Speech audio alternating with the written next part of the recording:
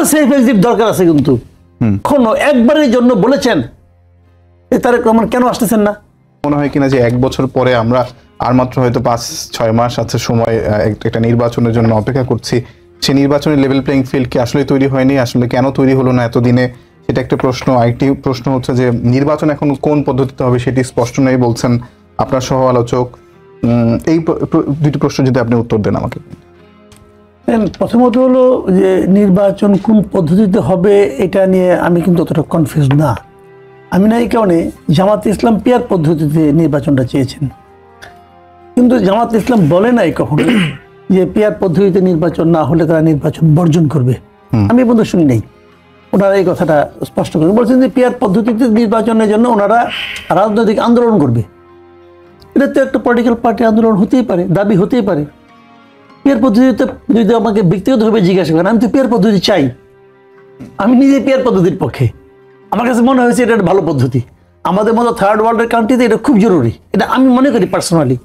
কিন্তু আমি আবার এটাও বলি যে এই মুহূর্তে যেমন আগামী নির্বাচনটা পিয়ার পদ্ধতিতে করতে গেলে এটা আসলে নির্বাচনটা বিলম্বিত হয়ে যাবে। আমি আবার ওটাও মনে করি যে একটা অনির্বাচিত সরকার দীর্ঘদিন থাকা ঠিক না। এটা হলো আমার অপিনিয়ন। সেক্ষেত্রে আমি আমার যেটা ধারণা, ওনারা যদি এটা নিয়ে আন্দোলন করে, এটা নিয়ে রাজনৈতিক আন্দোলন মানে কি, জনগণকে সম্পৃক্ত করার চেষ্টা করবে। জনগণকে সম্পৃক্ত করা তো উচিত। আমি তো মনে করি এটা সরকারই করা উচিত ছিল যে আমরা এইবার এইভাবে করতেছি, কিন্তু এরপর থেকে আমরা পিয়ার পদ্ধতিতে করবো। এবার তারা পিয়ার পদ্ধতিতে উচ্চ কক্ষ করবে। যদি উচ্চ কক্ষ করতে পারেন, নিম্ন কক্ষ করবেন না কেন ভাই? করেন, কোনো সমস্যা তো নাই। তো কাজে ওইটা হতে পারে, কিন্তু হয়তো এইবার হয়তো আমি মনে করি হাতে সময় কম, ইলেকশন তাড়াতাড়ি হওয়া দরকার। কারণ এরই মধ্যে 1 বছর চলে গেছে কোনো কিছু প্রাপ্তি ছাড়াই। আর এটা নিয়ে করতে গেলে মানুষ এখন বুঝে না। যেমন যে কথা নাকি বিএনপি লোকজন বলে যে মানুষ পিয়ার পদ্ধতি কি বুঝে না, এটা সত্য কথা, বোঝে না। মানুষ তো অনেক কিছুই বোঝে না, কিন্তু তাকে এটা বোঝাতে হবে না। বোঝানোর দায়িত্ব আপনি নেন, বলেন আমরা জনগণকে বোঝাবো।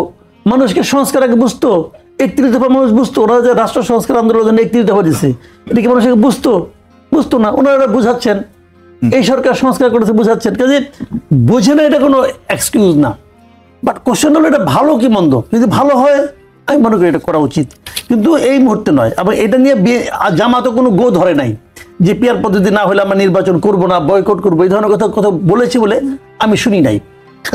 আজকেও জামাতের যিনি সেক্রেটারি কি বলেছেন, মিয়া গোলাম পরা বলেছেন কোন দল পিয়ার পদ্ধতিতে নির্বাচন চায় না, চায় আগামী সংসদ নির্বাচন পিয়ার পদ্ধতিতে অনুষ্ঠিত হবে। দেশের জনগণ পিয়ার পদ্ধতি গ্রহণ করবে, নির্বাচনের প্রার্থী হবে দল, ব্যক্তি নয়। তিনি চেয়েছেন, জি। বাট না হলে ইলেকশন করবেন না, এটা কথা বলেছেন কিনা? না, আমি এখনো দেখিনি কোথাও। ওটা তো চাবেই, এটা তো ওনাদের বলছি তো, এটা আমাদের রাজনৈতিক দাবি। এটা ওনারা এই লাইনটাকে হাতে রেখে ওনারা রাজনীতি করতেছেন, এটা হতেই পারে, এটা কোনো সমস্যা নেই। এখন দ্বিতীয় যেটা কথা বললেন যে আপনার লেভেল প্লেইং ফিল্ড জিনিসটা হলো কি, এটা আসলে মানে মনে করার ব্যাপার। আমি যেটা মনে করি, যেমন সন্ত্রাস আছে, নির্বাচন তো মনে করেন আপনার আসলে এটা তো অনেক দিন ধরে হবে না। নির্বাচন ধরেন আপনার মানে 1 মাস হলো নির্বাচনের জন্য মোটামুটি একটা সময়, যে এই সময় প্রচার চলবে। তো এই সময় আপনি পুরো পুলিশ বাহিনীকে, এখন যে বলতেছেন আপনারা যে পুলিশ বাহিনী তাদের মনোবল ফিরে আসে না, পুলিশ বাহিনী অ্যাক্টিভ না, এটা বাস্তবতা। পুলিশ অ্যাক্টিভ না। পুলিশকে যে ছোট পোলাপান গালাগালি করে দেখি, মাঝে মাঝে তো ভিডিওতে দেখি, এই পুলিশ বাহিনীকে অ্যাক্টিভ করা কঠিন। এই কারণে আপনাদের কঠিন, মানে এই পুলিশ বাহিনীকে তো অ্যাক্টিভ করার চেষ্টাই করেনি এই গভর্নমেন্ট। পুলিশ বাহিনীর সে মনোবল ফিরিয়ে আনার চেষ্টা কি গভর্নমেন্ট করে নাই? আপনাকে একটা কথা মনে রাখেন আপনি, যে পুলিশ বাহিনী আপনার হাসিনা পুলিশ বাহিনী বলা হোক, আমি মানতে রাজি আছি হাসিনা পুলিশ বাহিনী এটা, কিন্তু আপনি কীভাবে চেঞ্জ করবেন? ধরেন একজন লোকের রক্তের মধ্যে দূষিত রক্ত আছে, মনে করেন ব্লাড ক্যান্সার হয়েছে বা কিছু হয়েছে, আপনি তার সব রক্ত ফেলাই দিতে পারবেন একবারে? সে আসবে না তো। রক্ত একদিক দিয়ে পড়বে, আরেকদিক দিয়ে ঢোকাইতে হবে, কিন্তু এটা তো একটা সময় সাপেক্ষ ব্যাপার। তা আপনি পুলিশ বাহিনীকে চেঞ্জ করেন, আমাদের তো কোনো আপত্তি নাই, চেঞ্জ করেন। এই গত 1 বছরে চেঞ্জ করার প্রক্রিয়া শুরু হয়েছে, হয় নাই তো? তো আপনি কিছু করবেন না, পুলিশ বাহিনী মনোবল ফিরে আনবেন না, খালি হাহাকার করবেন, তা তো হয় না ভাই। দেখেন এই সরকারকে তো আমরা অনেক দায়িত্ব দিয়েছিলাম এবং অনেক সমর্থনও দিয়েছিলাম। এমন কোনো বাংলাদেশের দল আছে, আওয়ামী লীগের কথা বাদ দেন, কারণ আওয়ামী লীগ তো পরাজিত শক্তি এই মুহূর্তে। যারা হেরে গেছে তাদের আলাপ বাদ দিচ্ছে আপাতত। তারা তো আনহ্যাপি হবেই। তারা ছাড়া অন্য কোনো রাজনৈতিক দলকে দেখেছেন এই সরকারের বিরোধিতা করছে পর্যন্ত? করে নাই তো। সবাই নানাভাবে তার মতো করে সাপোর্ট দিচ্ছে। এত সাপোর্ট পাওয়ার পরও এই গভর্নমেন্ট পুলিশ বাহিনী মনোবল ফিরে আনতে পারছে না কেন? তত চেষ্টাই করে নাই। আপনি দেখান, হেলে একটা জিনিস দেখান যে গভর্নমেন্ট এই পদক্ষেপটা নিয়েছে কিন্তু এই পদক্ষেপটা কাজ করে নাই, তারা কোনো পদক্ষেপই নেয় নাই। তাহলে এই হা হতাশটা আপনি কতদিন চালাবেন? আপনি তো অনন্তকাল চালাতে পারবেন না। কামাল ভাই, আপনার কাছে আমার এই পর্যায়ে সর্বশেষ প্রশ্ন যেটা হচ্ছে যে আজকে যে খবরটা নিয়ে চারিদিকে অনেক ধরনের আলোচনা হচ্ছে যে বিএনপির সঙ্গে আসন সমঝোতা করতে চায় দলগুলো। আপনার কি মনে হয় যে এই মুহূর্তে বিএনপি এতটাই জনপ্রিয় যে তাদের সঙ্গে আসন সমঝোতা করেই আসলে সংসদে যেতে হবে, নাকি মানে সামনের দিনে কি প্রক্রিয়াটা এমনই হবে, নাকি এটা একেবারে আপনার কাছে মনে হয় যে ভিত্তিহীন একটা খবর? দেখেন, এখানে কারা চায়, যে অ্যাক্টিভ দলগুলো আছে এর মধ্যে কোনো সন্দেহ নাই যে জামাত চায় না। আমি মনে করি জামাত চাবে কেন? জামাত তো ক্ষমতায় যেতে চায় না ভাই। সে কেন বিএনপির সঙ্গে করবে? কোনদিন শুনছেন আপনি যে প্রথম এবং দ্বিতীয়র মধ্যে কোনো সমঝোতা হয়? সমঝোতা হয় মানে দ্বিতীয়ের সঙ্গে তৃতীয়, অথবা তৃতীয়ের সঙ্গে চতুর্থ। প্রথমের সঙ্গে সমঝোতা হইতে পারে যার যে তৃতীয় সে। আমি ধরে নিচ্ছি এই মুহূর্তে 1 এবং 2 হলো বিএনপি এবং জামাত। আমার বিবেচনায় বিএনপি 1 নম্বর আছে, জামাত 2 নম্বর আছে। তো জামাত কেন বিএনপির সঙ্গে যাবে? জামাত বরং চেষ্টা করবে 3-4 যারা আছে তাদেরকে নিয়ে বিএনপিকে হারিয়ে তার ক্ষমতায় যেতে চাইবে। জামাত পলিটিক্স করে কেন বলেন তো আপনি? কি কারণে পলিটিক্স করে? জামাত প্রত্যেকটা পলিটিক্যাল পার্টিতে পলিটিক্স করে এই কারণে তারা ক্ষমতায় যেতে চায়। মানুষকে বোঝায় যে ভাই আমি তোমার জন্য বেস্ট লোক, আমাকে ভোট দাও, আমি ক্ষমতায় যেয়ে তোমার চেহারা চেঞ্জ করে দেবো। এটা হচ্ছে মূল লক্ষ্য। তো এটাই তো, সেই লক্ষ্যে সে জামাত বিএনপির সঙ্গে কেন যাবে? কারণ বিএনপির সঙ্গে যদি সে যায় তাহলে তো বিরোধী দলকে, বরঞ্চ আপনি বলতে পারেন যে এনসিপি একটা চেষ্টা করতে পারে, অথবা অন্য যারা ছোট পার্টি আছে, এবি পার্টি, অমুক পার্টি, তমুক, এরা একটা চেষ্টা করতে পারে বিএনপির সঙ্গে আমি করে যদি 2-1টা আসন পাই। যে জিনিসটা আমরা গতবার নির্বাচনের সময় দেখছিলাম, আওয়ামী লীগের সঙ্গে ইব্রাহিম সাহেব গিয়েছিলেন ওনার দল নিয়ে, যে আমি একা এত বছর রাজনীতি করলাম, কিছু পাইলাম না, এখন সংসদে 2-3টা কথা বলতে চাই। তো এরকম হতে পারে, কিন্তু সেটা এনসিপি করতে পারে। কারণ এনসিপি জন্য মানে আসলে কোনো একটা জোটে যাওয়ার ছাড়া ওদের উপায়ও নাই খুব বেশি একটা। কারণ একা একা তারা তো কিছু করতে পারবে না ভাইয়া।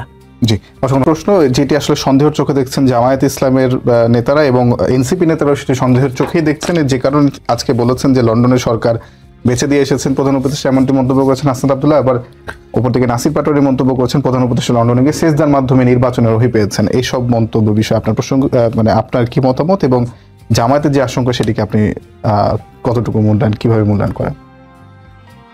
দেখেন, আমি প্রথমে ওনাদের কথাটা বলি। এই ঘটনাটা ডক্টর ইউনূস কবে করেছেন? জুনের 13 তারিখে। জি, একবার 2 মাসের বেশি পার হয়ে গেছে, 2 মাস 2 দিন পার হয়ে গেছে। তখন বললেন না কেন? কারা জামায়াত না এনসিপি? জি, তখন তো বলে নাই, এখন বলতেছে কেন? এবং এখন এত তীব্রভাবে বলতেছে কেন? দেখেন, এগুলো আসলে কোনো কিছু না, আসলে হলো রাজনীতি, নিজস্ব হিসাব নিকাশ। এতদিন এনসিপি ছিলেন ডক্টর ইউনূসের মানে আপনার দল। ডক্টর ইউনূস তো এনসিপিকে নিয়ে কেন্দ্র করে কিছু একটা চিন্তা করছিলেন। এখানে কিন্তু রাজনীতি অনেকেরই আছে, এনসিপিরও আছে, বিএনপিরও আছে, ডক্টর ইউনূসেরও আছে। যে মিটিংটা হয়েছিল তারেক রহমানের সঙ্গে, এই মিটিংটা কে চেয়েছে করতে? তারেক রহমান নাকি ডক্টর ইউনূস? ডক্টর ইউনূস চেয়েছে, সরকার চেয়েছে, তারেক রহমান রাজি হয়েছে। এই জায়গাটাতে আমি আনহ্যাপি, আমি পার্সোনালি আনহ্যাপি যে উনি তো আমার সরকার প্রধান, কিন্তু আমি মনে করি আমার লোক, আমার স্বার্থ উনি দেখবেন। উনি সরকার প্রধান হয়ে বিদেশে যে একটা পলিটিক্যাল পার্টির লিডারের সঙ্গে মিটিং করার জন্য আগ্রহ প্রকাশ করাটা, এটা আমার কাছে শোভন মনে হয় নাই। উনি যদি বলতেন যে তারেক রহমানকে বলতেন যে আপনি আসেন, আপনার সঙ্গে মিটিং করি, দেশে আসেন আপনি, তাহলে সেটা আমার কাছে শোভন মনে হতো। তারেক রহমান যে দেশে আসতেছেন আজকে 1 বছর উপরে হয়ে গেল, এটা আমার কাছে শোভন মনে হয় না। উনি তো আমাদের লিডার কেন দেশে আসেন না? উনি যদি বলেন যে আমি নিরাপত্তা বোধ করি না, সেটা আপনি বলেন। বিএনপির কোন স্তরের কোন একজন নেতা এ পর্যন্ত কখনো একবারের জন্য বলেছেন তারেক রহমান কেন আসতেছেন না? কেউ বলেছেন? কেন বলেন নাই কেন? আমার জানার আগ্রহ হতে পারে না, এরকম আমার মনে প্রশ্ন থাকতে পারে না। মামলা আছে, অনেকে বলেন যে অনেকে আলাদা বাদ দেন, অনেকে কথা আমি শুনবো কেন, অনেকে তো অনেক কথাই কয়, বিএনপি নেতারাই বলেন আর কি। অনেকে তো আরো অনেক কথা কয় যেগুলো উচ্চারণ পর্যন্ত করা যাবে না। আমি করবো এগুলো, করবো না তো। ওনার দল কি ব্যাখ্যা দিচ্ছে, ওনার দল এইভাবে কোনো ব্যাখ্যা দেওয়ার প্রয়োজনীয়তা মনে করে না। কেন মনে করে না? ওনার দলকে সে মানুষকে মানুষ মনে করে না? আপনি আমাকে বুঝান না ভাই, কেন মনে করে না? আমি জানতে চাই। ধরেন আমি বিএনপির খুব একটা ভক্ত, আমি জানতে চাই আমার নেতা কেন 1 বছর ধরে আসে না। এই ব্যাখ্যাটা আমাকে কে দিবে? হয় নেতা দিবে, অথবা নেতা যারা কর্মী আছে, দলে যারা লোক আছে, সেন্ট্রাল কমিটি আছে, আমাকে কেউ ব্যাখ্যা দিচ্ছে পর্যন্ত কেন দিবে না? বিএনপির জন্য কিন্তু দেশের জনগণ না, দেশের জনগণের জন্য বিএনপি। জামাতে ইসলামের জন্য কিন্তু আমরা না, আমার জন্য জামাতে ইসলাম, এটা মাথায় রাখতে হবে। তো সেই বিবেচনা উনি আসছেন না। তারপরেও আমি মনে করি ডক্টর ইউনুসের সঙ্গে একটা মিটিং হয়েছে, ডক্টর ইউনুস, এটা ডক্টর ইউনুসের আমি বলবো উনি এই জন্য 2 মার্ক কম পাবেন, এই যে ওনার উচিত হয় নাই 1 নম্বর। কিন্তু সেই মিটিং নিয়ে আপনি এনসিপি কোনো মন্তব্য করে দেখছেন যে মিটিংটা করা ঠিক হয় নাই? বলে নাই। এখন তারা কেন বলতেছে? এখন বলতেছে এই কারণে যে এরই মধ্যে ডক্টর ইউনুস ওনার জাহাজ বন্দর শিফট করছে। আচ্ছা, এতদিন এনসিপির বন্দরে ছিল, বন্দর শিফট করে উনি বিএনপির বন্দরে যে ভিড়াইছে। এবং এই জিনিসটা এখন বিএনপি কিন্তু বলে নাই যে আপনি আমার বন্দরে ভিড়ান। বিএনপি ভাই এমনি নিজের শক্তির সে বলিয়ান, তার কোনো দরকার নাই। কিন্তু ইউনুসের দরকার আছে। ইউনুস মেবি একটা সেফ এক্সিট খুঁজতেছে। ইউনুস সাহেবকে তো শেষ করতে হবে জিনিসটা একবার। ফেব্রুয়ারিতে উনি ইলেকশন দিবেন, তো ফেব্রুয়ারি পরে মার্চে ওনার স্ট্যাটাসটা কি হবে? উনি তো চিন্তা তো করবেন। ওনার উপরে সবাই হ্যাপি না, সবাই একজন মানুষের পক্ষে কোনোভাবে সবাইকে হ্যাপি রাখা সম্ভব না। এটা পৃথিবীতে কখনো হয় নাই, আমাদের নবীও পারেন না সবাই খুশি রাখতে। তার মানে এখন উনি এই জন্য একটা সেফ এক্সিট খুঁজতেছেন। ভাবতেছেন যে বিএনপিতে ক্ষমতা আসবে, আমি একটা দল নিয়ে অনেকক্ষণ চেষ্টা করলাম, এরা তো যেখানে যায় জনপ্রিয়তা কমে, যেখানে যায় এটা আওলা বাজে, অনেক চেষ্টা করলাম। আবার এর মধ্যে কেউ কেউ আবার নানা আকাম কুকামও করে। তো সব মিলে উনি এদের উপরে ভরসা রাখতে পারছেন না। যখন এদের উপর থেকে হাতটা উঠাই নিয়েছেন, তখন এরা দেখে একদিন খুব ছায়া আসছিলাম যে আমি যদি ঘেরাও করি তাও আমার ঠান্ডা পানি দেয়। এখন তো ছায়াই নাই, পানি আর দিবে কে? এখন এরাও উদ্বিগ্ন হয়ে গেছে, তাহলে আমাদের কি হবে? ওনাদেরও সেফ এক্সিট দরকার আছে। কিন্তু ওনারা যা কিছু করছেন, এটা নিয়ে পরে প্রশ্ন উঠবে না। ধরেন এই গভর্নমেন্ট আছে, এনসিপি যারা সব দিক দিয়ে প্রোটেকশন দিচ্ছে, কোথাও গেলে পরে পুলিশ দেয়, আর্মি দেয়, কত কিছু দেয়। ধরা যাক একটা পলিটিক্যাল পার্টি ক্ষমতায় আসলো, জামাত আসলো অথবা বিএনপি আসলো, কেউ যেন আসলো, তারা কি এনসিপিকে এই প্রোটেকশনটা দিবে? যদি না দেয় তাহলে ওনারা এটা ভাববে না? এই ভাবনা জাত কারণে ওনারা এখন ক্ষিপ্ত হয়ে গেছে। জি, অসংখ্য ধন্যবাদ। আমি আপনার কাছে শেষ প্রশ্ন করতে চাই দেলোয়ার ভাই, সেটি হলো যে আজকেই বিএনপির যুগ্ম মহাসচিব অ্যাডভোকেট রুহুল কবির রিজভী তিনি মানে একটি মোটামুটি একটা বিস্ফোরক মন্তব্য করেছেন। এটা হলো যে আজকে আমরা যেখানেই যাই শুনি একটি সংগঠনের লোক এখানে বসে আছে, ডিসিকে তারা বলছে একটি বিশেষ দলের লোক, ওরা ডিসিগিরি করছে না, ওখানে তারা তাদের সংগঠনের কাজ করছে। এবং সেটি জামায়াতকে বুঝিয়েছেন এবং আরও বুঝিয়েছেন, আরও তিনি বলেছেন যে আমি এখন এমনও শুনেছি যে ইসলামিক ফাউন্ডেশনের যিনি ডিজি তিনি তার কর্মকর্তাদের বলেছেন তোমরা রোকন না হলে চাকরি থাকবে না। মানে বৈষম্য বিরোধী ছাত্র আন্দোলনের মধ্যে অর্থাৎ সরকারি চাকরিতে বৈষম্যহীন একটি ব্যবস্থা গড়ে তোলার জন্য যে লড়াই, তারপরে আপনারা শুনছি যে সেখানে জামায়াতের রোকন না হলে চাকরি পাচ্ছে না সরকারি। সেটা আসলে আপনারা কিভাবে অ্যাড্রেস করছেন? ধন্যবাদ আপনাকে। আমি শ্রদ্ধার সাথে জনাব রুহুল কবির রিজভী সাহেবকে আমি বলতে চাই, একটু চোখ খুলে তাকিয়ে দেখুন। আপনার অভ্যুত্থান যখন সারা দেশে যখন ডিসি নিয়োগ হলো, যখন এসপি নিয়োগ হলো, এরা কারা? এদের রাজনৈতিক পরিচয়টা কি? সারা দেশ যখন হাইকোর্ট থেকে শুরু করে কোর্টগুলোতে যখন অ্যাটর্নি জেনারেল, পিপি, এপিপি, সহকারী অ্যাটর্নি জেনারেল, অতিরিক্ত অ্যাটর্নি জেনারেল নিয়োগ হলো, এদের রাজনৈতিক পরিচয়টা কি? যখন সারা দেশে ইউনিয়ন পরিষদগুলোতে যখন ফেসিবাদীর যারা নির্বাচিত ছিল তারা পালিয়ে গেল, তখন এই জায়গায় এখন কে নিয়ন্ত্রণ করছে? ইউনিয়ন পরিষদ থেকে কারা চাল চুরি করছে, কারা গম চুরি করছে, কারা ভিজেএফের কার্ড নিয়ন্ত্রণ করছে, এগুলো তো তাদের চোখে পড়ে না।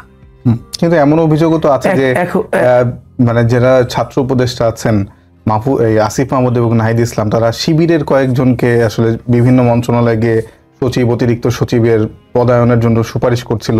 তাদেরকে চিঠিতে নিষেধ করতে হয়েছে, এরকমও তো আছে। আমি শেষ করি। এবং এটা আগস্টের পরপরই মানে রাতারাতি অনেকগুলো জায়গায় আসলে মানে শিবিরের যারা সাবেক শিবিরের ছাত্রনেতা আছেন তারা আসলে বিভিন্ন জায়গায় সরকারি পদে কর্মকর্তা বসিয়েছেন, এমন অভিযোগ আছে। এটা খুঁজে বের করুক, তারা তালিকা করুক। দলীয় ভিত্তিতে এগুলো নিয়োগ পাবে কেন, এটা তালিকা বের করুক, খুঁজে বের করুক, নাম তালিকা দিক যে এই জায়গায় শিবিরের ভাইরা বা শিবিরের ছেলেগুলো এই জায়গায় সুপারিশ নিয়ে তারা এসেছে, এটা তালিকা বের করুক। আমি যেটা বলতে চাই, আমার ঠাকুরগাঁ, আমি যে হোম ইউনিয়ন, একটা ইউনিয়নের কথা যদি বলি, আমার ইউনিয়নে 3টে মাদ্রাসা আছে, বড় বড় মাদ্রাসা। সেই 3টা মাদ্রাসার প্রিন্সিপালকে যখন ফোন করে বলা হয় যে এখানে সভাপতি বিএনপিকে নিতে হবে, বিএনপির অমুককে নিতে হবে, যদি না নেন তাহলে মাদ্রাসায় আসবেন না, হাত ভেঙে দেওয়া হবে, পা ভেঙে দেওয়া হবে। একটা পর্যায়ে জোরপূর্বক বলা যায় যে হুমকি দুমকি দিয়ে বাধ্য করিয়েছেন তাকে সভাপতি বানানোর জন্য, তালিকা পাঠানোর জন্য। স্কুলও আছে প্রায় 60টা, প্রত্যেকটা স্কুলে তারা তাদের দলীয় নেতাকর্মীদেরকে, ওই প্রতিষ্ঠানের প্রধানকে বাধ্যতামূলকভাবে হুমকি দুমকি তাদেরকে সেখানে বসাচ্ছেন। তো সর্বত্রই তো তারাই নিয়ন্ত্রণ করছেন। মামলা বাণিজ্য কারা করছে? প্রশাসনের সাথে। থানাগুলোতে, থানায় তালিকা দিচ্ছে কারা? গোপন একটা তালিকা দিচ্ছে। আমার পছন্দ হলো না, আমার সাথে ব্যক্তিগত সম্পর্ক খারাপ, পারিবারিক সম্পর্ক খারাপ, তাকে একটা দলের ট্যাগ দিয়ে তার নাম আমরা ঢুকিয়ে দিচ্ছি থানার লিস্টের মধ্যে, তাকে গ্রেপ্তার করে নিয়ে এসে আবার থানার মধ্যেই এখানে হচ্ছে, টাকার ভাগাভাগি হচ্ছে, যে 3 লাখ টাকা, ঠিক আছে। এই যে এই কাজগুলো কারা করছেন সারা দেশের, এটা তো মিডিয়ার মাধ্যমে দেশের মানুষ তো একেবারে স্পষ্ট করেই। তাহলে কারা প্রশাসন নিয়ন্ত্রণ করছে, কারা দেশ মানে রাষ্ট্র ক্ষমতায় যাওয়ার আগেই জোরপূর্বক তারা মানে রাষ্ট্রের বিভিন্ন সেক্টরগুলোতে তারা ভূমিকা রাখছে। কিন্তু রোকন না হলে যে পদ পাবে না বা সরকারি চাকরি পাবে না, এমন এটা তো সম্পূর্ণ মিথ্যা বানোয়াট, এটা তার মন গড়া কথা, এটা তার মন গড়া কথা। এটার কোনো প্রমাণ তার কাছে আছে বলে আমার মনে হয় না, এটা হওয়ার প্রশ্নই ওঠে না। শিক্ষা মন্ত্রণালয়ের নানা পদায়ন নিয়ে অনেক ধরনের প্রশ্ন আছে। না, বললাম এটা তো সম্পূর্ণ ভিত্তিহীন এবং মিথ্যা কথা। এটা মানে ওই যে যখন কোনো কিছু ইস্যু যখন পায় না জামাতের ব্যাপারে, তখন তারা এরকম কিছু মিথ্যা বানোয়াট কিছু ইস্যু তৈরি করে তারা জামাতের উপর ব্লেম দেওয়ার চেষ্টা করে। এটা একটু ব্লেম গেম বলা যায়, এর বাইরে আমি কিছুই মনে করি না। আপনাদের দুজনকে অসংখ্য ধন্যবাদ।